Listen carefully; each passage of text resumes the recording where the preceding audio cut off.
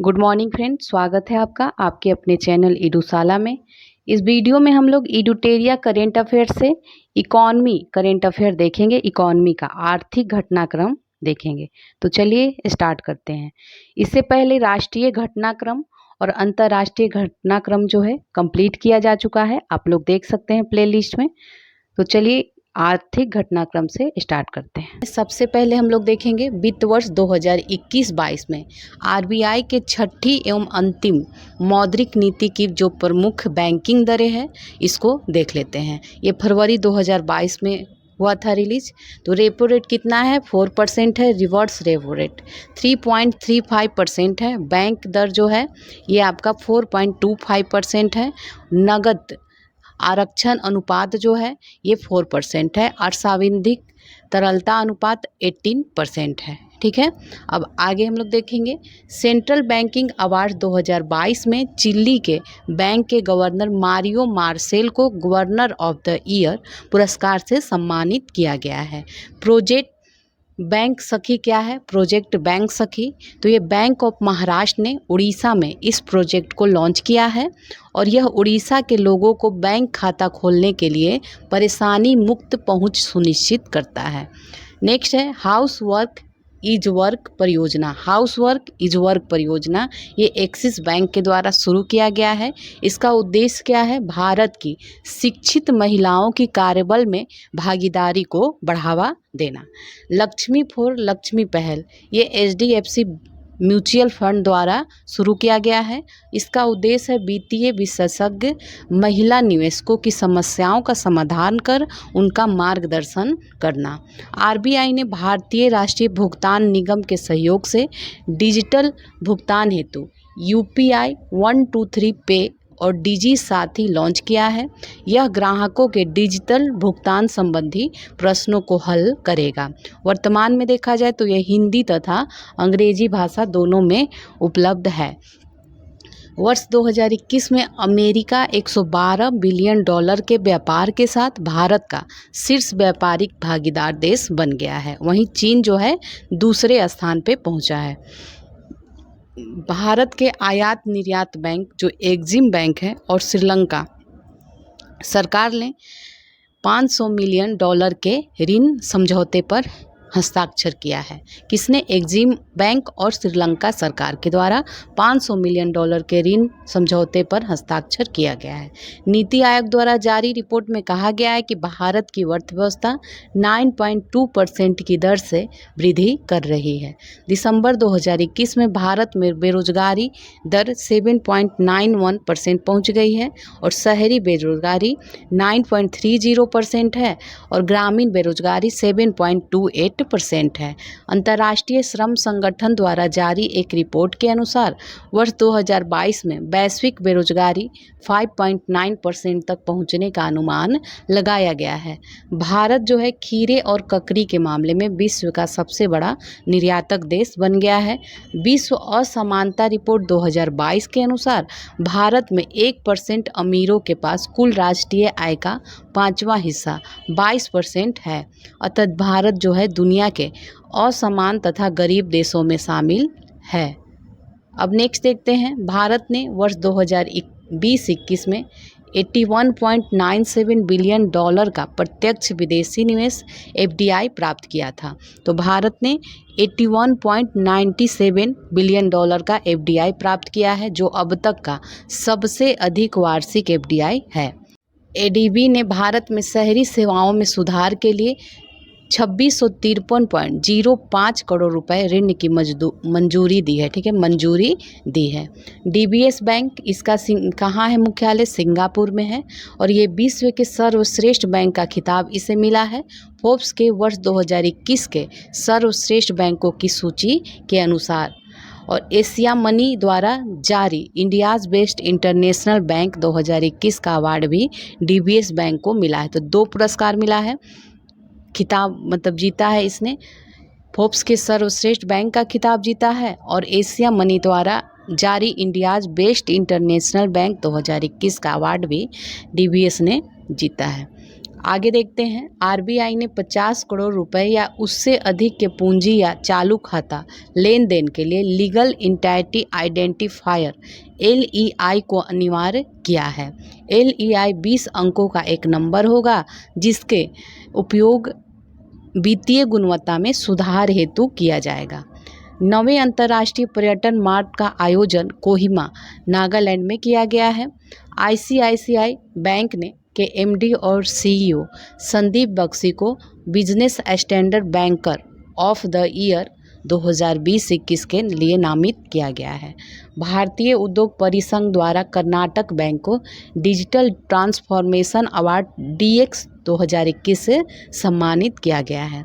भारत के निजी क्षेत्र के बैंक जो है एक्सिस बैंक को निवेश तथा ऋण जारी करने में उत्कृष्ट प्रदर्शन हेतु एशियाई बैंक ऑफ द ईयर से सम्मानित किया गया है। नेक्स्ट है, नीति आयोग ने फुल स्टैक डिजिटल बैंक की स्थापना का प्रस्ताव दिया है जो मुख्य रूप से इंटरनेट और अन्य निकटवर्ती चैनलों पर अपनी सेवाओं की पेशकश करने के लिए निर्भर करेगा, न कि भौतिक शाखाओं पर। नेक्स्ट है, केंद्रीय वित्त मंत्री ने झेलम और तवी बाढ़ बहाली परियोजना हेतु 165 करोड़ रुपए की लागत के विकास कार्यों का उद्घाटन किया है।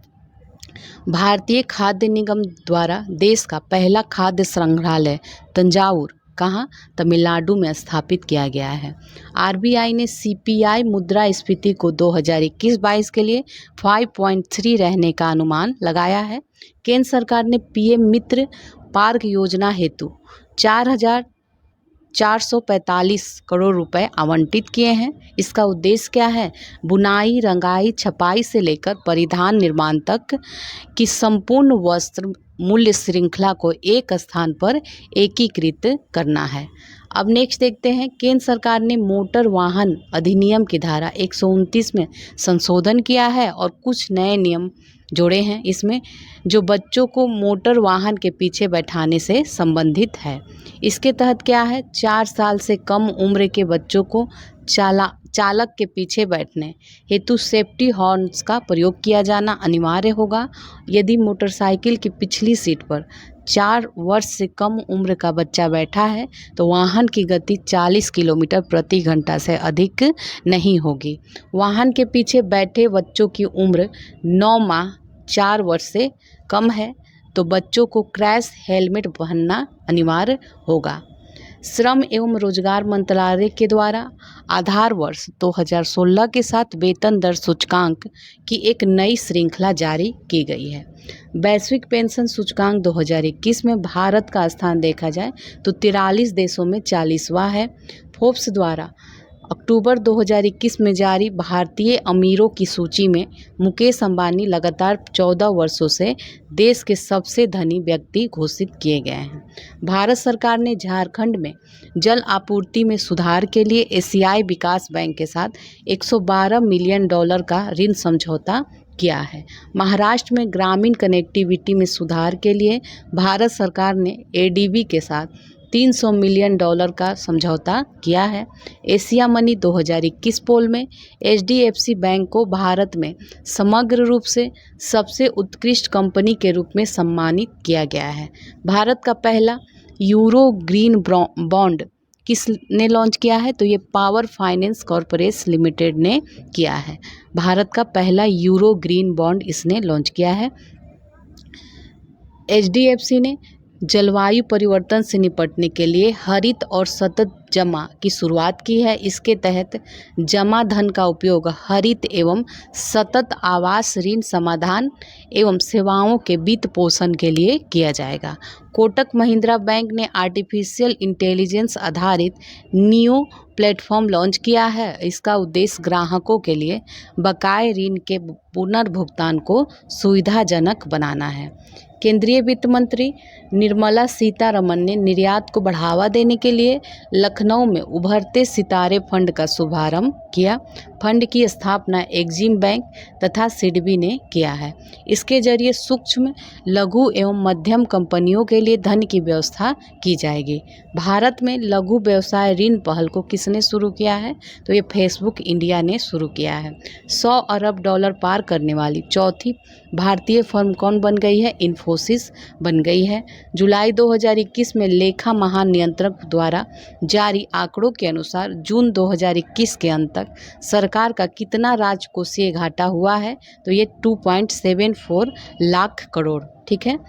एमएसएमई को ई कॉमर्स के लाभों के बारे में जागरूकता पैदा करने के लिए अमेजन ने भारत में अपना पहला डिजिटल केंद्र लॉन्च किया है, गुजरात में लॉन्च किया है। मुंबई अंतर्राष्ट्रीय हवाई अड्डा का अधिग्रहण किस कंपनी ने किया है, तो अदानी समूह ने किया है। नेक्स्ट है, कोटक महिंद्रा बैंक ने अपने ग्राहकों के लिए पे योर कॉन्टैक्ट नामक मोबाइल ऐप जारी किया है और यह ग्राहक को मोबाइल से किसी भी भुगतान ऐप में अपने किसी भी संपर्क को पैसे भेजने या भुगतान करने में सक्षम बनाता है। भारत सरकार ने मिजोरम में स्वास्थ्य परियोजनाओं के विकास के लिए विश्व बैंक के साथ $32 मिलियन का ऋण समझौता किया है।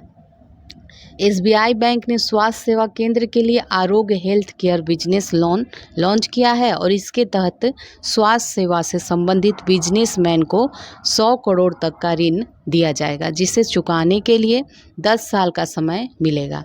राष्ट्रीय सांख्यिकी कार्यालय एनएसओ द्वारा जारी आंकड़ों के अनुसार वित्त वर्ष 2020-21 में भारतीय अर्थव्यवस्था में 7.3% की गिरावट दर्ज की गई है। ये योजना है कवच व्यक्तिगत ऋण योजना। ये एसबीआई बैंक ने ग्राहकों को कोविड-19 उपचार के लिए चिकित्सकीय खर्च को पूरा करने हेतु इस योजना की शुरुआत की है। इसके तहत ग्राहकों को 60 महीने के लिए 8.5% वार्षिक ब्याज पर 5 लाख तक का ऋण दिया जाएगा। वैश्विक स्तर पर भारतीय जीवन बीमा निगम एलआईसी तीसरी सबसे मजबूत एवं 10वीं सबसे मूल्यवान ब्रांड बनी है।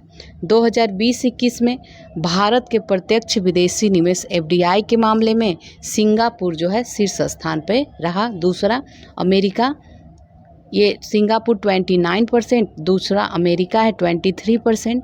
और राज्यों में देखा जाए तो गुजरात जो है एफडीआई का शीर्ष प्राप्तकर्ता रहा। नेक्स्ट है, भारतीय लघु उद्योग विकास बैंक सिडबी ने एमएसएमई के लिए 2 ऋण योजनाएं लॉन्च की हैं, स्वास्थ्य और आरोग्य। स्वास्थ्य क्या है, स्वास्थ्य के क्षेत्र के लिए, और आरोग्य जो है ऑर्गेनिक विकास एवं पुनर्प्राप्ति के लिए। आरबीआई ने प्रतिभूतियों को एक श्रेणी से दूसरी श्रेणी में स्थानांतरित करने के मामले में निर्देशों का पालन न करने के लिए आईसीआईसीआई पर 3 करोड़ का जुर्माना लगाया है। भारत यूके द्विपक्षीय व्यापारिक संबंधों को मजबूती देने के लिए दोनों देशों ने 10 वर्षीय रोड मैप का अनावरण किया है। विश्व बैंक के द्वारा जारी माइग्रेशन और डेवलपमेंट ब्रीफ रिपोर्ट के अनुसार वर्ष 2020 में भारत सबसे बड़ा प्रेषण प्राप्तकर्ता रहा। भारत 2008 से ही सबसे बड़ा प्रेषण प्राप्तकर्ता रहा है। एसबीआई म्यूचुअल फंड प्रबंधन के तहत औसत संपत्ति जो है 5 लाख करोड़ रुपए पार करने वाला भारत का पहला म्यूचुअल फंड बन गया है। वित्त वर्ष 2020-21 के दौरान भारत में कृषि निर्यात में 2019-20 की तुलना में 30% की वृद्धि दर्ज की गई है। आरबीआई ने सरकारी प्रतिभूतियों की खरीद हेतु नई प्रतिभूति अधिग्रहण योजना जीसैप की शुरुआत किया है और इसका उद्देश्य क्या है, बाजार और बाजार सहभागियों की भागीदारी को बढ़ावा देना है। आईसीआईसीआई ने बैंक ने दुकानदारों के लिए डिजिटल और संपर्क रहित बैंकिंग मंच मर्चेंट स्टैक लॉन्च किया है। इसके तहत दुकानदार बिना किसी पेपर वर्क के 25 लाख तक का ओवरड्राफ्ट कर सकते हैं। ठीक है, तो यहाँ पे आपका इकोनॉमी कंप्लीट हो गया। जो इडुटेरिया से था इकोनॉमी करेंट अफेयर, ये कंप्लीट हो जाता है।